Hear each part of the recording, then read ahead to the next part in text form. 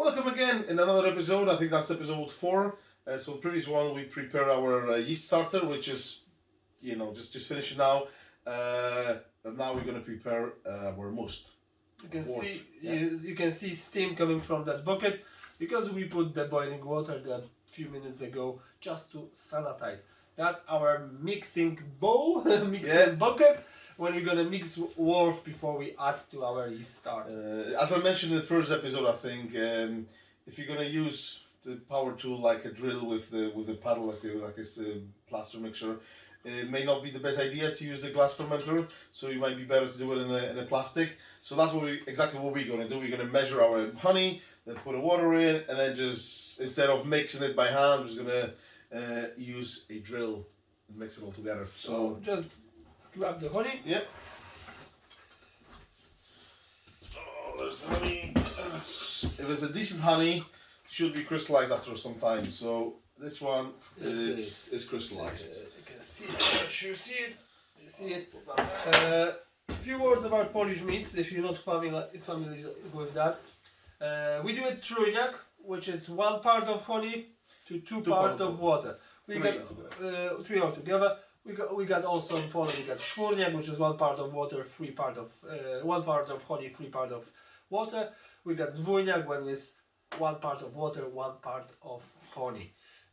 So we're gonna need about, like we said before, 3.3 liters of honey. But the main idea, we're gonna measure how much sugar is there, and that should be about 32 BLG, which is about 1.14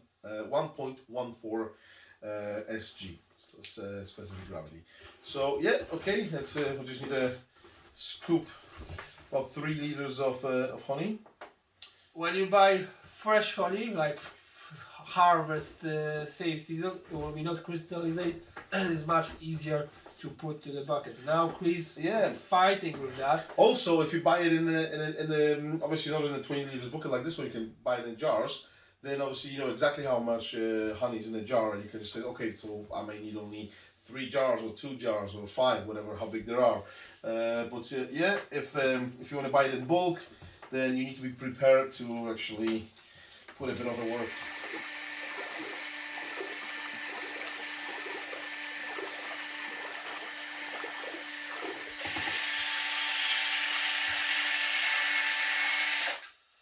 Okay, should we? That's it. It took a bit longer than we wanted, but hey, as I said, it's a hard work. Anyway, right, we finished with honey, so that can go away. Should we measure sugar now, gravity, or we're gonna measure that? Yeah, we can measure it here quickly. So and then we're gonna control the again. So we aim in about 32 BLG, which is, I would say, 1.14 SG. And here we've got, see, that's another advantage of having a wide mouth open. It's about, it's 1.145, yeah. It's going to drop slightly a little bit with the water, which is with the starter, so that should probably bring it where we want it to be. Yes, if we don't have wide entry, you can put some of your warmth to the measure tube, and then just drop your hydromet inside. Okay, cool. Be gentle with that.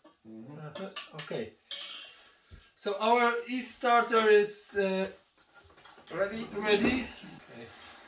All in one. Oh, sweet.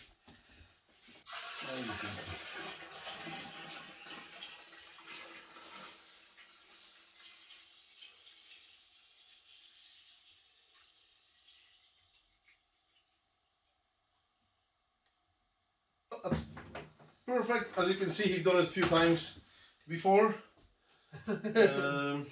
Right, shall we just give it a quick stir? Okay.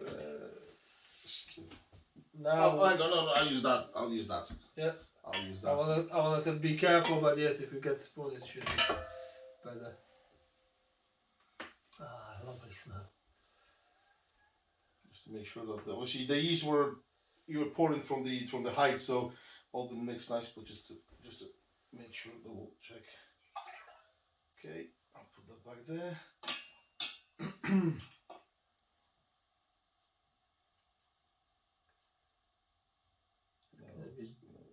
Difficult now.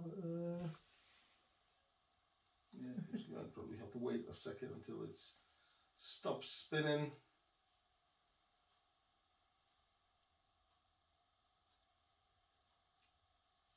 A little whirlpool.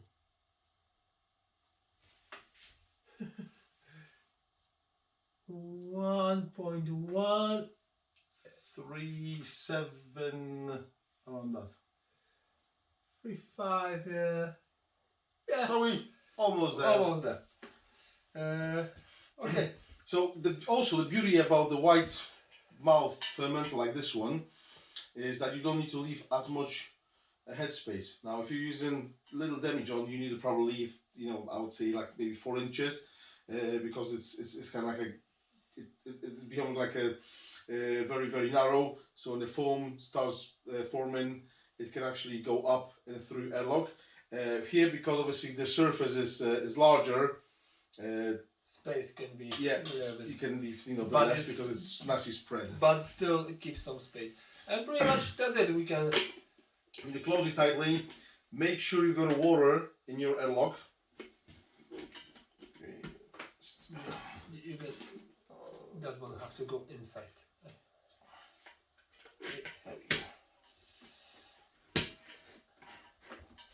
There we go. So that's pretty much done. We're gonna leave that meat for 24 hours, and after 24 hours, we're gonna add our nutrition. Ferment K or ferment O. We're using ferment K. Yeah, so the total nutrition we need to add is 6.4 grams for the whole, but it's going to go in 4 separate doses. So the first dose is going after 24 hours, then after 48 hours, then after 72 hours, and then the fourth and final one goes either after the 7th day, after a week, or when the gravity drops by a third. Okay, so again, if you're using the TOSNA protocol, then you know that from 1.140 to 1, there's 140 points. So the third of that is about 37. Yeah, so but again, go to TOSNA, depends which yeast you're using. You got a list of yeast up there. Sometimes you don't have all of them, but you can find the similar. Usually you can find out how much nutrition the yeast needed.